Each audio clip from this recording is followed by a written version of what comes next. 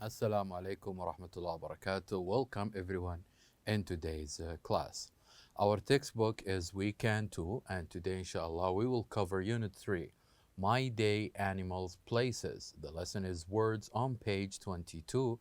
This lesson will be presented by me, teacher Mazra Harbi, and the sign language by Mr. Fawaz Ragil. So let's begin.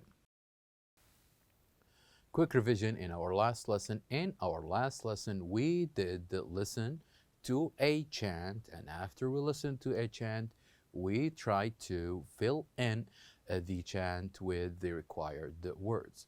So here we have in this small box, we have 4 different words about different weather conditions. And these words are sunny, cloudy, rainy, and snowy. So what we did is that try first to listen to the chant, and after you listen, try to chant it, and after you do chant it, then it is time that you write these words. So let's begin by listening to the first part of this chant. And after we listen, I'm going to ask you about the words that we did fill in here, we fill in this blank. So let's listen to the first part. The first part of this chant is, it's sunny and hot. Sit in the shade and talk. So the first part, I used one of these weather conditions for the first blank. Do you know what this weather condition is? Of course, it is sunny. It is sunny and hot because we usually use the weather is hot when we have a sunny weather. Now let's listen to the second part, and then we're going to write down the other weather condition. It's sunny and hot. Sit in the shade and talk. It's cloudy and gray. There is no sun today. So what about the second one? What is the weather condition I used here, or the other word about weather? It is, of course, cloudy. It's cloudy and gray. So here we have finished the first part of this chant, where we did fill them in with 2 words. Now let's listen one more time to this chant, and also we're going to read them again. So listen and chant with me about the first part of this chant. It's sunny and hot. Sit in the shade and talk. It's cloudy and gray. There is no sun today. So here in the first part, we talk about how the weather is sunny and hot. Usually when we have the sun, it usually feels hot. And what we needed to do, you need to sit in the shade if you want to talk. Also, the second one, it's cloudy and gray. Usually when the sun disappears, the weather is cloudy. There are only clouds. And sometimes the color of these clouds is gray, usually gray. And because we have the clouds, because the sun disappeared, then we can say there is no sun today. Now let's listen to the second part. So here we have already used the word sunny and cloudy. Now this will leave us with 2 weather conditions, rainy and snowy. So let's listen to them, and then we're going to decide what is the weather condition we did listen to and we did use. So let's listen. It's rainy and wet. We are not there yet. So, what is the weather condition I used here? It is, of course, rainy. Usually, Usually when the weather is rainy, we are being wet. Of course, we will get wet. It's rainy and wet, and we are not there yet. Now, will leave us with one weather condition, which is snowy. It's snowy and cold. Don't catch a cold. So let's listen one more time to the second part of this chant, and then we can read it again and explain some of the words we have here. So listen. It's rainy and wet. We are not there yet. It's snowy and cold. Don't catch a cold. It's cloudy and cool. Get out of the pool. So with the first one, when it says, it's rainy and wet, and we are not there yet. We're going to a place, but the sky is raining, and we got wet, and we're not there. We didn't reach to our place. Also, it is snowy and cold. Usually, the snow will fall in a cold weather. So, don't catch a cold. And here, a cold is, what do you mean, a disease that we usually have in cold weather. A cold, when your nose is red and when you cough and when you have a high temperature, this is what do you mean by being cold. Also, it's cloudy and cool. Usually when we have cool weather with winds and so on, we should get out of the swimming pool because we're not or we don't want to get sick or get cold. So this is about the chant that we did listen and answered from last lesson. And also the other exercise we did is that you need to talk about the weather in your town. And how you talk about the weather in your town, you choose one of these seasons. For example, how is the weather in your town in summer or in autumn or in spring or in winter? And you can make simple sentences about the weather. Like, for example, if you want to talk about your town in the summer, you can say as this girl, it is sunny and very hot in summer. It is sunny and very hot in summer. So this is about the weather in summer. So what do you think? What about winter? What's the weather like? We can say it is snowy and very cold in winter. We can say it is snowy and very cold in winter. And even about autumn, we can say, or when we talk about our town in autumn, we can say it's cool and windy in autumn. It's cool and windy in autumn. And also, we can say the same in spring. We can say the same. If we want to talk about our town in spring, we can say it's cool and cloudy in spring. It's cool and cloudy in spring. So what I would like you to do is just to think of any of these seasons in your town and talk about the weather in simple sentences. In simple sentences like these.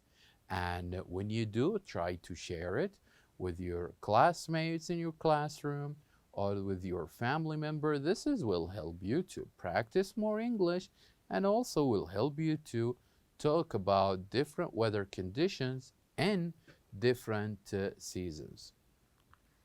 So now let's talk about our objective in today's lesson. At the end of our lesson today, we hope that you will be able to ask and talk about different jobs.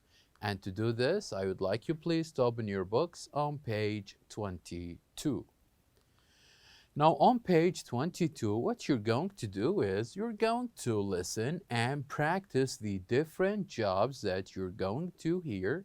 And after this, on your books, you need to match each word with the pictures. So what we're going to have here, I already matched the pictures with the words of different jobs. And what I want you to focus here with me is about pronouncing and first listening to these jobs and also to say them after me. And to do this, let's start with the first job. I'm going to say the first job. I would like you to listen, and then I'm going to point, and I would like you to say this job after me. So let's begin. The first job we have here is astronaut. Astronaut, say after me. Astronaut. The second job is architect. Architect, say after me. Architect. Pilot. Pilot. Pilot.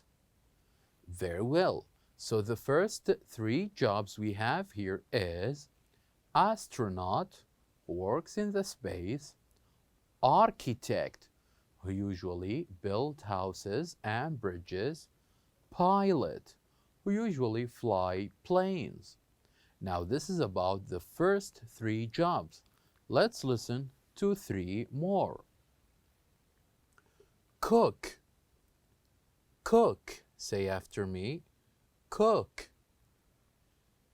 Computer technician. Computer technician, say after me. Computer technician. Doctor. Doctor. Doctor. Very well. Here we have the other three jobs. The first one is a cook, who usually make delicious meals.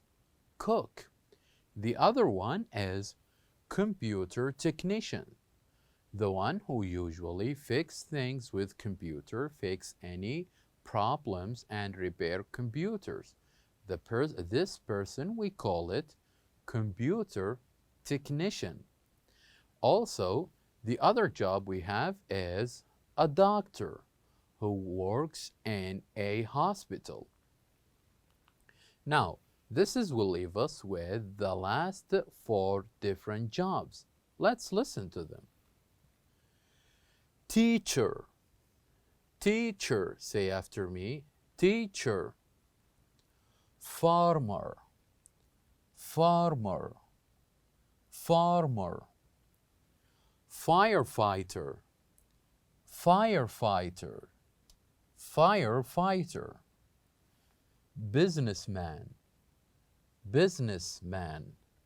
Businessman. Businessman. Very good. So here we talk about other four jobs. The first one is a teacher who works in a school to teach students different subjects. The other one is farmer who works in a farm, usually take care of food, animals, and plants. Also, the other job is firefighter, a person who usually put off fires. And also the other one is a businessman, the one or a person who make deals and build companies and brands. So all of these 12 jobs are different jobs that we need to practice on how to say each one of them. So now let's listen to them one more time, and when we do, I would like you on your books to match each of these jobs to the right picture.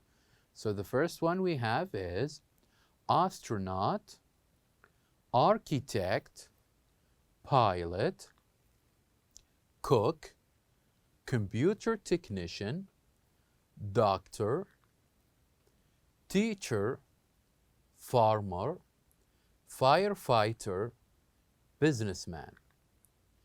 Now will leave us to the second exercise, which is ask and answer. So here you can see on your books two people asking each other questions. And in front of each question, there is an answer that we can guess.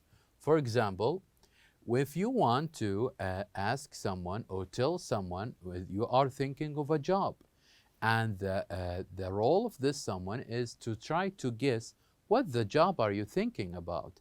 So he may ask different questions. Question like, does he work in the office? Yes, he does.